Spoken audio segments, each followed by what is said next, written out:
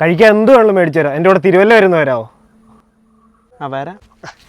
എന്നാ പിടിച്ചോ. അത് നമുക്ക് ഐശ്വര്യമായിട്ട് കാര്യങ്ങൾ പിടിച്ചാലോടാ. ആവുന്നുണ്ടോ? ഇവിടെ എവിടെയാടാ കട? ഉപ്പ് വേണോടാ? അതിന് കട എവിടെയാടാ? കടയോ? ഇവനെന്താ കാണിക്കാൻ പോവോ?